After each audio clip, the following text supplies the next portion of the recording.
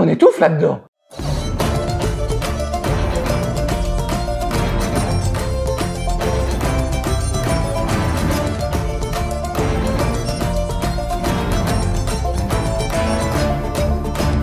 Bonjour tout le monde. Hello there. Ah, aujourd'hui c'est de rigueur, forcément. Un casque de Scout Biker, Scout Trooper. Le casque d'Ezra Bridger. Ezra Bridger dans Star Wars Rebels. T'as pas vu Star Wars Rebels? Oh. Il faut regarder Star Wars Rebels. Ah oui, oh, mais c'est un cartoon, néné. Je vais t'expliquer pourquoi tu dois voir Star Wars Rebels. Et du coup, un peu contextualisé, pardon, puisque les gens vont dire ouais, c'est trop crapin, on voit assez de monde qui disent je comprends pas. Et oui, Star Wars Rebels est un monument de la saga Star Wars, un événement. Mais même si vous le regardez aujourd'hui, vous ne comprendrez pas pourquoi, parce que vous le regardez trop tard. Et c'est ça que je vais essayer de vous expliquer. C'est un peu comme les Star Wars. Il y avait les vieux Star Wars, ils sont sortis, puis après il y a eu les nouveaux. Et les gens qui ont découvert Star Wars après, ben, il y avait des éléments des anciens Star Wars que tout le monde savait, Darth Vader, machin, donc ça n'a pas le même impact. Donc je vais vous expliquer pourquoi il faut voir Star Wars Rebels, et pourquoi malheureusement, vous aurez beau faire tout ce que vous voulez, vous n'arriverez pas à comprendre et à mesurer ce qu'a été Rebels. Je t'explique aussi à toi, ah oui, petite parenthèse, ça se voit, fais un sourire. La tête, elle est ravagée, elle est malade, on s'excuse, on est à la dernière vidéo de la journée où vraiment, non, t'es pas bien, commence à beaucoup fatiguer. Un gros rhume. T'es la seule à choper des rhumes par 35-38 degrés, toi. C'est normal, mon copain table, il avait aussi le rhume. Ah, c'est la faute au copain. C'est de la dénonciation. C'est pas bien. Et donc, je vais t'expliquer aussi à toi pourquoi, malheureusement, toi, tu vas aimer Star Wars Rebels, parce que dans Star Wars Rebels, il y a qui?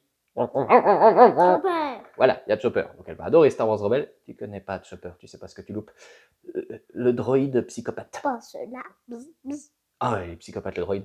Mais pourquoi malheureusement, toi, comme tant de monde, tu vas pas apprécier Rebels à sa juste valeur? Je vous explique pourquoi. Star Wars Rebels, c'est la suite de Star Wars Clone Wars, plébiscité par une partie de la communauté, vachement surcoté, on va pas se mentir, hein, je ne suis pas du tout un fan de Clone Wars, et c'est pas pour ça que je dis aussi surcoté ni rien. Objectivement, c'est une série qui ne va nulle part, qui n'apporte pas grand-chose, qui ne raconte rien. Il n'y a pas vraiment d'arc narratif. C'est une succession d'événements pendant la guerre des clones, avec des tas d'épisodes complètement... Pas méchant. Hein? Pas de méchant. Il n'y a pas de méchants? Si, il y a plein de méchants, mais les méchants ne sont pas traités non plus. Il y a des tas d'épisodes... Pas très méchants. Si, ils sont très très méchants, oui, oui, oui. Ouais, bon, non, ça dépend des épisodes. Des fois, ils sont méchants, effectivement, des autres épisodes, ils deviennent gentils. Il y a des tas d'épisodes que tu peux mettre à la poubelle, ils servent à rien. Du reste, vous êtes nombreux à regarder aujourd'hui Clone Wars, je l'ai fait avec Madame Morgul. Je lui dis, ah, tu vas regarder quand même la série, et je crois que je vais virer au moins un tiers des épisodes. Et ça n'a pas empêché de comprendre la série. Au contraire, elle l'a plus appréciée, elle l'a mieux aimée, parce qu'on a viré tout ce qui sert à rien. Donc bref, le mérite de Star Wars Clone Wars, c'est d'avoir introduit des personnages qui sont devenus cultissimes, presque plus que Luke Skywalker, le personnage d'Ahsoka, que je pense que vous connaissez tous, le personnage du Capitaine Rex, qui m'est toujours sorti par les yeux, j'ai jamais compris, et 2-3 autres petites choses, et arcs narratifs propres à Dave Filoni, qu'il recycle absolument partout, parce que Dave Filoni étant ce qu'il est, même s'il a fait un très bon truc, c'est pas parce qu'on a fait un bon truc qu'on fait du bien partout. Ça, c'est un autre débat. Je parle de façon objective, j'ai rien contre la personne, mais il tourne un peu en boucle, et puis il s'auto-recycle. Ça a été très bien dans un cas, mais dans les autres, désolé mon gars, ça fonctionne plus. Et Star Wars Clone Wars, c'est fini comme ça. En fait, c'est du pur défilonné, c'est-à-dire on finit jamais une histoire, c'est tombé, il y a eu le rachat par Disney, saison 6, plus rien. Plus rien. Fini. Et en 2014, sort Star Wars Rebels, qui se veut être la suite de Clone Wars. Et en fait, au premier abord, ça paraît être une série pour enfants qui est dans l'ancienne trilogie. Donc c'est assez sale, c'est cool, les designs sont moches, hein, c'est pas terroche, mais il y a des bonnes idées, il y a des trucs novateurs, dont un personnage incroyable, Sabine Wren, qui, non, n'est pas la Sabine Wren que vous avez découvert dans la série Ahsoka. Oui, c'est le même personnage, mais à l'écriture, Dave Filoni a retcon son propre personnage pour, je sais pas, les schizo, quoi, c'est pas du tout ça, c'est Dave Filoni, voilà, un des problèmes de Dave Filoni. Mais ça nous introduisait un personnage qui est en fait un artiste. Un artiste qui fait des graffitis, comme on pouvait le faire pour se rebeller, hein, ou pendant la guerre. Et donc ça a donné une toute nouvelle patte à Star Wars, avec cet aspect de redesign de plein de choses, et qu'on a retrouvé dans la série Mandalorian, premier épisode saison 2, où il y avait des graffitis sur des coins de la ville, et maintenant c'est devenu une constante. C'est utilisé partout, même sur les vaisseaux, comme pendant la Seconde Guerre ou la guerre du Vietnam, où les vaisseaux étaient grimés. C'est un apport considérable et une brillante idée qui n'avait jamais été faite dans Star Wars, donc merci Dave Filoni. Par contre, pas merci d'avoir saboté Sabine pour la série qui a suivi. C'est un autre problème. Et donc, la série Rebels apporte plein de nouveaux personnages, plein d'idées inédites, plein de trucs novateurs, dans des petits épisodes qui sont pas tant pour les gamins que ça, avec des épisodes utiles. Il y a très peu d'épisodes qui servent à rien en réalité. Et c'est à partir de la saison 2 que ça... Bon, à la fin de la saison, en fait, ça pouffe, puisqu'on se remet dans le contexte de l'époque. Après Star Wars, Clone Wars, saison 6, on n'avait plus rien. Et on se posait tous des questions, nous tous les fans. Qu'est-il arrivé à Ahsoka? A-t-elle survécu à l'Ordre 66? Qu'est-ce qui est arrivé au Captain Rex? Qu'est-ce qui est arrivé aux autres capitaines auxquels sont attachés, à tous ces personnages? On n'avait aucune réponse. Et en fait, on ne s'y attendait pas. C'est dans cette foutue série qu'on a eu toutes les réponses, avec des caméos, mais pas que, des personnages principaux qui arrivaient, qui débarquaient, je ne vais pas spoiler, dans l'intrigue comme élément fondamental du truc. Et là, c'était à chaque épisode. Voilà, désolé pour le petit cri, mais c'était vraiment ça. Alors, effectivement, attention, spoiler. 3, 2, 1, Ahsoka revient. Mais, là je vous explique le problème. Toi tu sais très bien qu'Ahsoka elle n'est pas morte. Il y a une série Disney Plus dédiée à Ahsoka. Ahsoka vous l'avez vu dans The Mandalorian, donc vous savez très bien. Nous à l'époque, on ne savait pas. Et quand Ahsoka débarque et dans le mouvement rebelle, c'était de la folie. Quand le Capitaine Rex refait son apparition, c'est de la folie. Pour nous faire au final le truc, le mec tout barbu, la barbe blanche qui est à la bataille d'Endor, qui se déguise en Scoutbiter, c'était le Capitaine Rex vieux. C'est absolument merveilleux. Enfin, c'est ça, Star Wars Rebels. C'est des réponses à des questions qu'on se posait, qui sont arrivées au bon moment. Après Star Wars Rebels, il y a eu la saison 7 de Clone Wars par Dave Filoni, qui a eu 10 ans pour la préparer, donc il l'a fait très très bien. Le truc, c'est que ça fait le lien. Donc si vous regardez Star Wars Clone Wars jusqu'à la saison 7, vous n'aurez pas du tout le même impact avec Star Wars Rebels. Et quoi que vous fassiez, vous savez qu'Ahsoka a survécu, vous savez plein de choses, ça n'aura pas le même impact parce que les questions qu'on aurait pu se poser à cette époque, on est en 2012, on est en 2013, on est en 2014, eh bien aujourd'hui vous avez ces réponses. Là, on était dans l'obscurité totale. On ne savait pas où allait nous amener cette série. Bon, je vais vous dire ce que fait Lucasfilm aujourd'hui, on ne sait pas où on va aller non plus. Mais l'univers est plutôt établi. Là, on n'avait rien. On nous a lancé dans un truc et on l'a bouffé. C'était merveilleux. Le Chopper, Hera, le Ghost, le Grand Amiral, le vrai Grand Amiral, pour la version édulcorée que Dave Filoni a une nouvelle fois retcon dans sa propre autre série où c'est un... Le mec, c'est même pas un joueur de cartes, c'est rien du tout, c'est ridicule. C'est un désastre.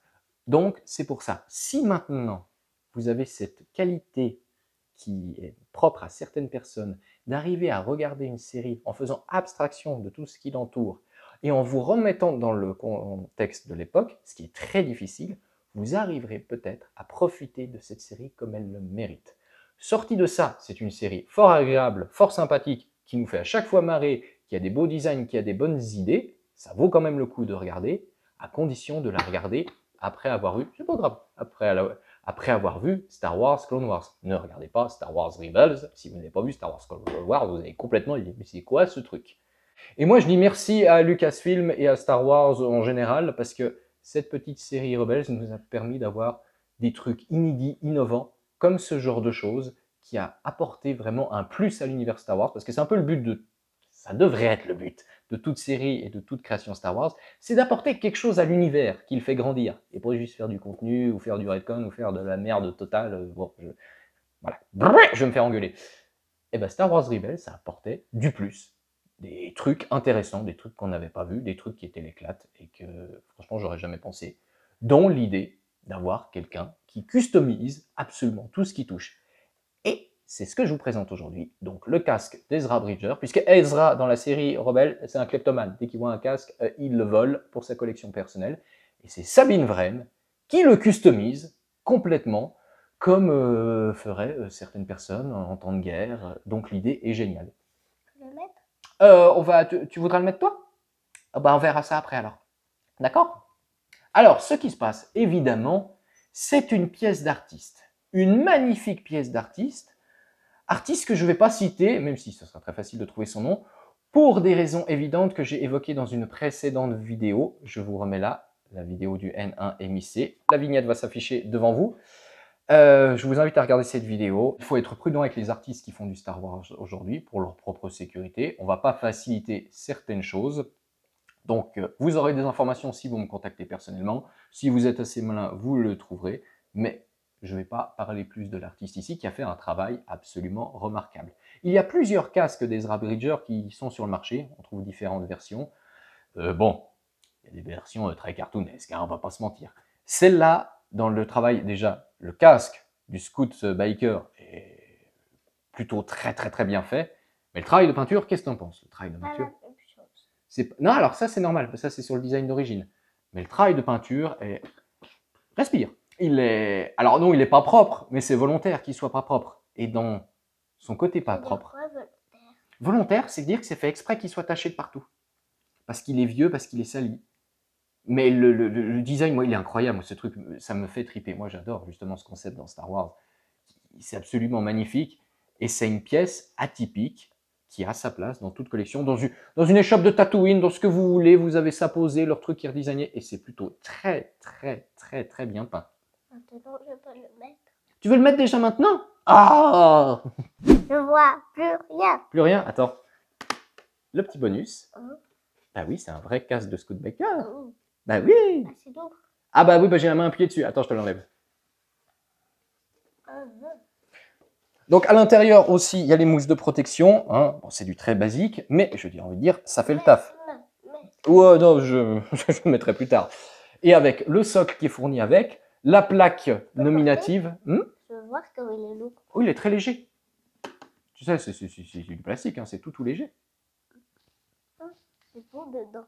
Ah bon, certes. Donc je disais, le socle, avec la plaque nominative, avec tout le détail de la pièce et de la personne concernée. Donc une pièce superbe qui s'adresse avant tout à tout fan de Star Wars Rebels, mais aussi à tout fan de Star Wars, hein, puisque c'est l'univers Star Wars dans sa grandeur qui est là représenté. Et si vous découvrez ce qu'est Star Wars Rebels, ce que peut donner Star Wars Rebels, bah, j'espère que ça vous fait kiffer et je vous invite à vraiment aller voir cette série, mais pas sans avoir vu Clone Wars avant. Ni d'ailleurs, faut pas oublier le film qui était sorti en 2008, faut tous taper jusqu'à la saison 6, pas la saison 7, après ça sert à rien, et après regardez Star Wars Rebels. Vous inquiétez pas, je sais que ça a été fait sur internet, il y a plein de gens qui ont fait le listing de tous les épisodes de Clone Wars que vous avez ou besoin de voir ou pas besoin de voir, hein. Vous pouvez carrément les oublier parce qu'ils sont d'une inutilité déconcertante, à jeter à la poubelle, et comme ça, vous allez à l'essentiel, vous perdez moins de temps, et vous verrez que l'histoire est beaucoup plus agréable en fait à regarder. Donc, toi, qu'est-ce que tu as à dire sur ce casque? T'aimes bien? C'est atypique, hein? C'est le seul de casque qu'on a de Star Wars. C'est le dernier casque qui me reste de Star Wars. J'en avais plein, mais bon, les casques de Star Wars, ça prend de la place. Deux, à part avoir des tas de casques de Stormtroopers. On va le regarder. On va, je sais pas, c'est une très bonne question. Je pense pas le regarder, parce qu'en fait, c'est tellement atypique que ça va pas forcément. Puis j'ai prévu un autre truc. Je vais soit le mettre dans le rangement pour le cosplay, ce sera pour les expos, soit c'est un des copains qui va en hériter, parce que Tu voilà. vas le mettre là-haut. Où ça? Là où tu l'avais mis déjà. Ah oui, je vais le remettre là-haut en attendant. Mais c'est très coloré et ça va pas avec mon coin Star Wars. Je n'ai pas assez de ce genre de choses. J'en aurai plus et je vous en présenterai plus prochainement en vidéo. Bah, ça va avec un tout. C'est avec ça que ça serait intéressant. Bref, si vous avez aimé cette vidéo qui présente ce casque et qui vous a parlé un peu de Star Wars Rebels et de tout, qu'est-ce qu'il doit faire? Abonnez-vous, activez la cloche. N'hésitez pas à nous rejoindre sur Tipeee. Tipeee, Star Wars.